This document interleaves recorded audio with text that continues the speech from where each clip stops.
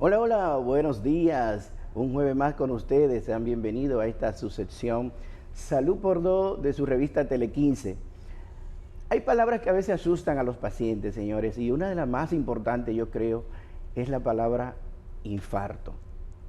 Cuando a una persona le dicen, usted está haciendo un infarto, usted está haciendo un preinfarto, crea como una sensación de angustia, de tensión, no solo al paciente, sino en el entorno familiar. Por lo tanto, tenemos que estar claros qué significa, qué es eso, cómo lo diagnosticamos y cómo lo tratamos. En el día de hoy tengo una colega, amiga, que trabaja con nosotros en el Instituto Dominicano de Cardiología, es cardióloga, hemodinamista, igualmente una mujer muy joven e inteligente, la doctora Aimé Flores. Doctora, bienvenida y buenos días. Gracias, buen día, gracias por la introducción, caramba. Miren, la doctora trabaja una de las cosas quizás más importantes desde el punto de vista cardiovascular y cuando se habla de esa palabra, infarto. Doctora, ¿qué es un infarto? Que realmente la gente entienda, porque a veces yo como cardiólogo conozco los términos y lo he compartido con la teleaudiencia, pero escucharlo de la persona que, cardióloga además, hace el trabajo para resolver el problema del infarto, conoce como de más internamente, más profundo este problema. Cuénteme, doctora, ¿qué es un infarto al miocardio?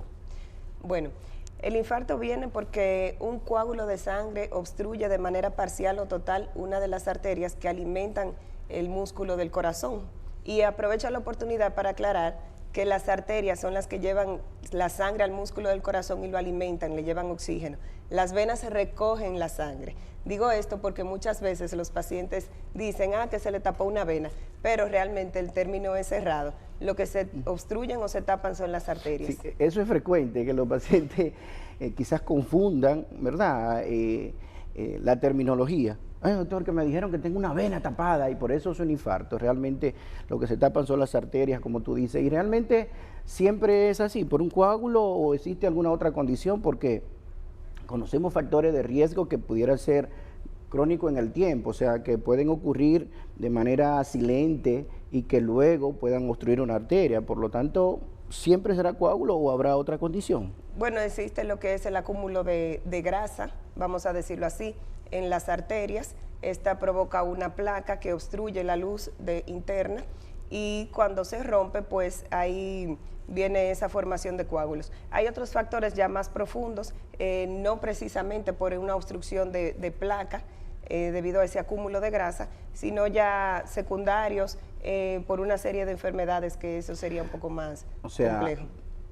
Que es un proceso que puede ir transcurriendo con los años. O sea, una persona puede entonces tener que enfermedad en sus arterias coronarias de manera silente por mucho tiempo y después venir un infarto en el tiempo. Totalmente, eso es un proceso crónico que se va desarrollando incluso desde la vida fetal. Se ha descrito que los fetos pueden ir acumulando grasa en las arterias. Es sumamente interesante, o sea, porque a veces las personas entienden que, bueno, me subió el colesterol hoy y ya hoy me dio un infarto, o sea que no, normalmente no es así, y eso es bueno sí que todos lo entendamos. O sea, el proceso de enfermedad aterosclerótica entonces es un proceso largo, silente, que puede llevar al daño de una arteria. ¿Y cómo yo me doy cuenta o cómo se da cuenta el paciente que tengo realmente un dolor que pudiera ser sugestivo de un infarto? Porque a veces la gente, me duele el pecho, e inmediatamente crea, como te digo, ese pánico, esa sensación de ansiedad si hay un dolor. ¿Cómo puede una persona darse cuenta de que realmente tiene un dolor que pudiera ser un infarto al miocardio? Sí, hay muchas razones por las que duele el pecho. Una de ellas es precisamente el infarto agudo de miocardio. Por lo general, el paciente siente una opresión torácica, normalmente se irradia al brazo, se puede irradiar al cuello, la mandíbula, la espalda, puede acompañarse de sudoración, diaforesis. Hay algunos que se manifiestan con malestar gastrointestinal y el paciente, sobre todo los pacientes diabéticos y los añosos, lo confunden como un cuadro digestivo y en realidad están ante un evento cardíaco. Hay algunas informaciones que le llegan a uno al consultorio de pacientes, doctor, pero me dijeron que a mí me dio infarto, pero a mí nunca me dolió el pecho. Yo no sé cuándo me dio. ¿Y cómo es eso? Que ahora alguien me dijo que tengo en el electrocardiograma que a mí me dio un infarto. Entonces hay personas que pueden hacer infartos sin darse cuenta. Totalmente, eso sucede mucho en los pacientes diabéticos. Hacen lo que nosotros llamamos isquemia silente. Se infartan y no se dan cuenta y después ya vienen las complicaciones y porque el corazón se dilata, acuden al médico ya cuando pues ha pasado ese evento. Eso significa entonces que en pacientes que tienen factores de riesgo, diabéticos, hipertensos, que tienen dislipidemia, o sea, colesterol es elevado por mucho tiempo, no hay que esperar entonces que le dé el dolor. No. O sea, no hay que esperar que le dé el dolor para dejarse ver por el médico, que evalúe, porque si puede ocurrir de manera silente, entonces uno puede tener ahí una condición que en un momento dado puede ocurrir algo malo en su corazón sin ni siquiera darte cuenta. Por lo tanto, entonces es importante y hay que tener en cuenta de que las personas que tienen riesgo cardiovascular aumentado, entonces tienen que estarse haciendo chequeo con cierta frecuencia justamente para evitar que dé un infarto, a veces está sin darse cuenta, como tú dices, en pacientes diabéticos, ya aquella persona de más edad que pudiera ocurrir.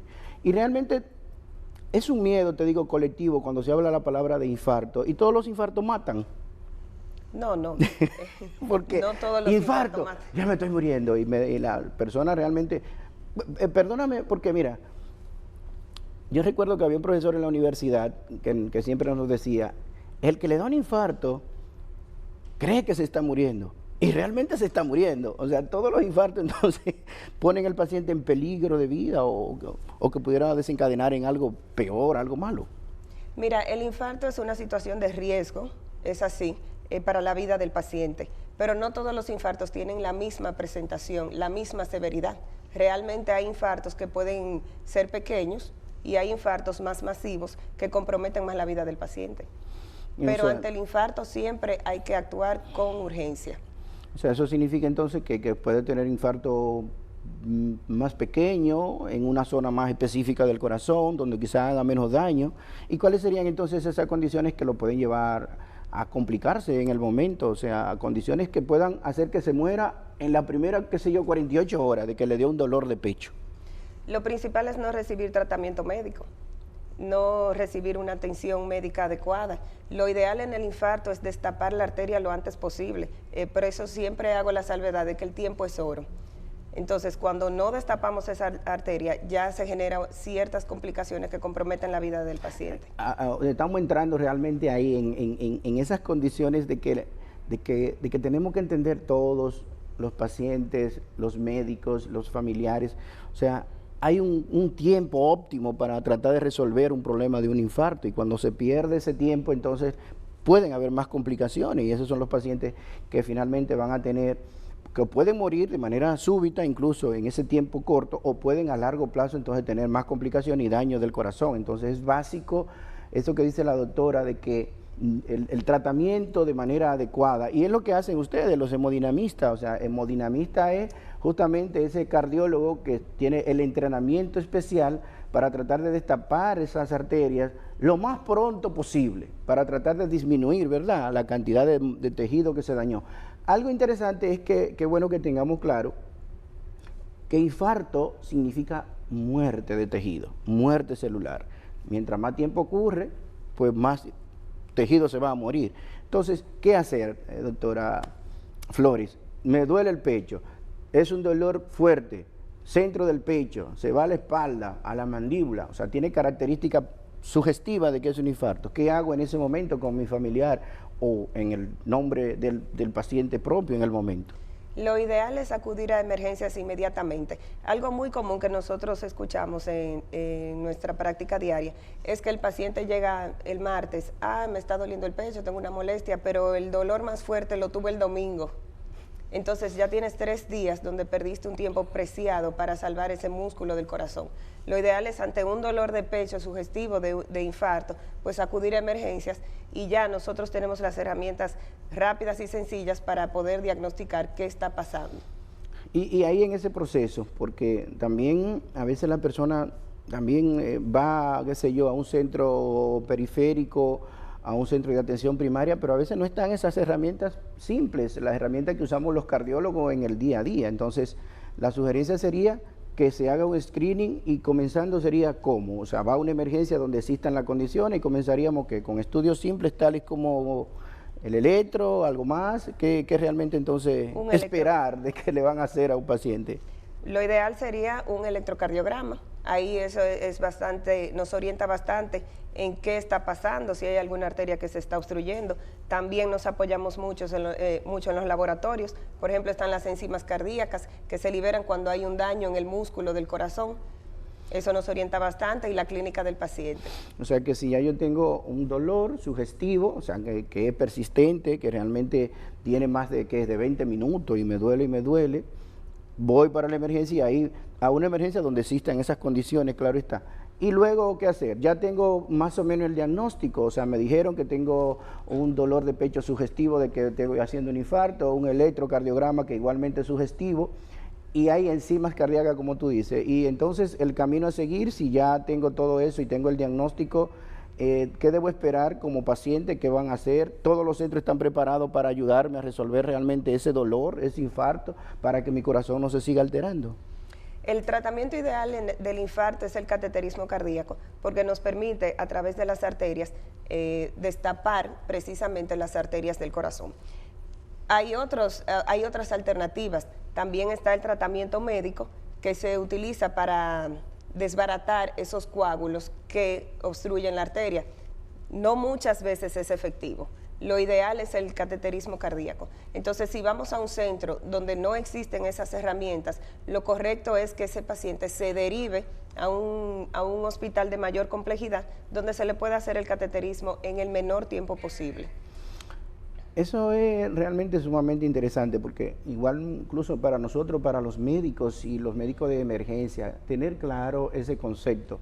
O sea, si no tenemos en el momento las herramientas para solucionar un problema, un infarto, que es una de las complicaciones o una de las condiciones más temidas, porque puede tener complicaciones severas en el momento y a largo plazo. Si no tenemos las herramientas, que seamos capaces por lo menos de un primer abordaje y un diagnóstico certero.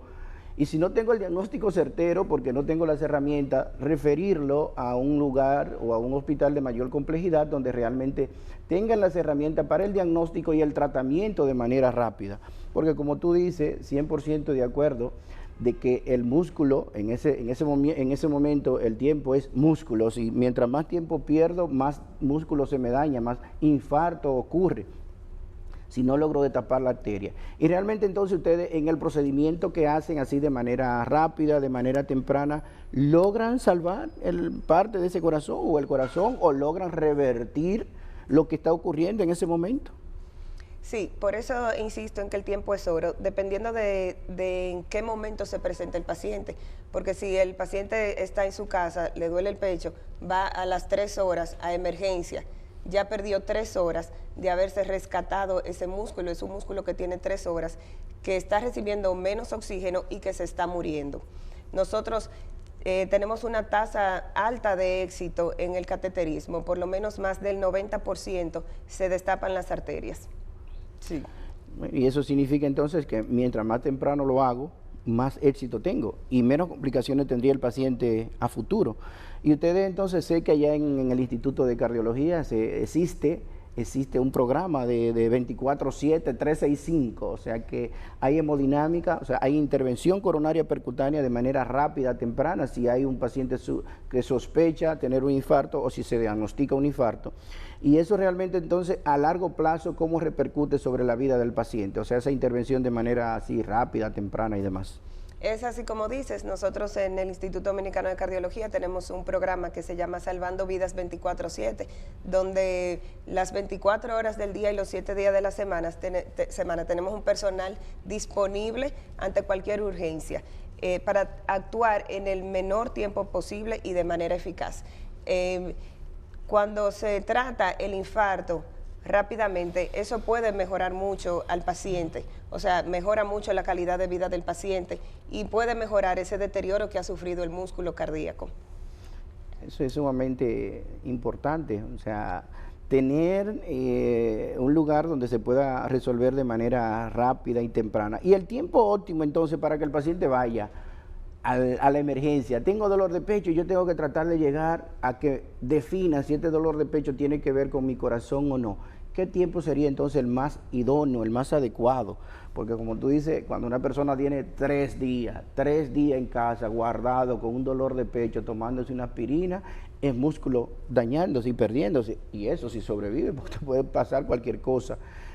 El tiempo idóneo entonces para que yo diga, bueno, me dolió el pecho, me voy para el médico para que me definan, y si tienen que hacerme una intervención coronaria percutánea, un cateterismo, de taparme las arterias y demás, es me voy. La mayor tasa de éxito se obtiene dentro de las primeras 3 horas que el paciente hace dolor de pecho. Si está en esas 3 horas, que él identifique el dolor, que vaya a emergencia, que le hagamos el diagnóstico y que le destapemos la arteria. Eso sería lo ideal. Ya a medida que va pasando el tiempo, pues la eficacia disminuye. Es aceptable hasta 6 horas de dolor de pecho, vamos a decir, y que se le destape la arteria. Pero como te digo, mientras más temprano, pues mejor. Flores, y algo que casi es obligado preguntártelo, porque la gente con frecuencia aborda a uno, doctor, ¿y por qué tanto infarto ahora en personas más jóvenes? ¿Qué es lo que pasa? Porque antes la enfermedad cardiovascular isquémica, coronaria, obstrucciones de la coronaria, aterosclerosis y demás, se veía en personas más viejas, más mayores, 60 años, 70, pero ahora vemos cada vez, de hecho, frecuentemente vemos en el hospital personas de 35, de 40 años y menos, 23 años con un infarto. Sí, siempre digo que el infarto ya no está respetando edad. Lo que pasa es que llevamos un estilo de vida demasiado agresivo, por así decirlo.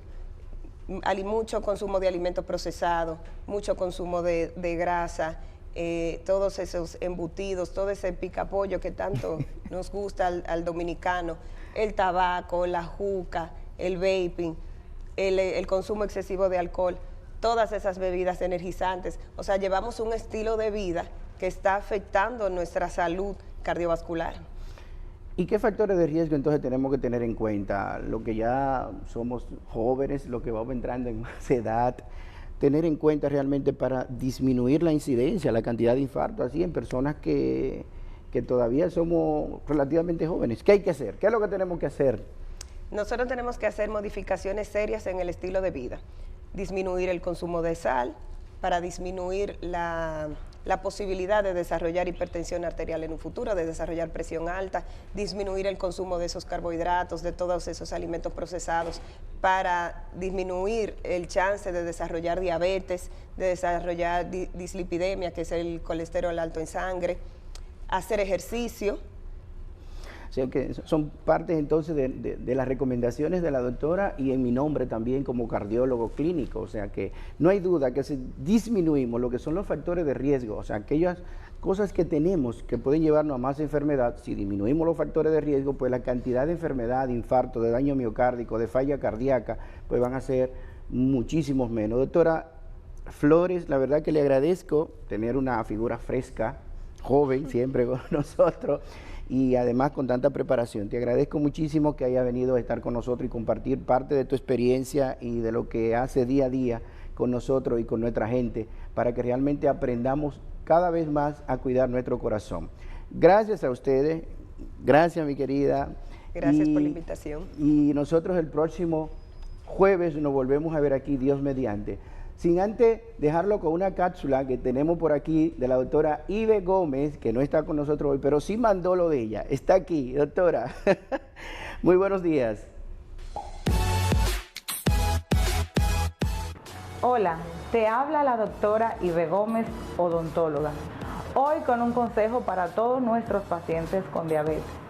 Cuando estamos ante una diabetes difícil, entiéndase, cuando aquellos pacientes presentan una glicemia basal entre los 80 y los 160, pero que presentan una hemoglobina glucosilada por encima de 7, entonces estamos frente a una diabetes difícil. ¿Por qué? Porque recuerden que la hemoglobina glucosilada nos va a decir la cantidad de azúcar que hay adherida a los tejidos. Estudios odontológicos han demostrado una estrecha relación que es directamente proporcional entre la salud del periodonto y la glicemia en la sangre. Por eso, como odontólogos, nosotros recomendamos, para mantener las piezas en boca y evitar la pérdida dentaria por movilidad, recomendamos siempre las visitas periódicas al odontólogo por lo menos cada 3 meses. En esa cita vamos a hacer terapia profiláctica de antibióticos. También vamos a controlar la placa microbiana y junto a otras indicaciones haremos que tus dientes permanezcan en la cavidad bucal durante toda tu vida. Solo control de glicemia. Recuerda que Glucodon es odontología responsable.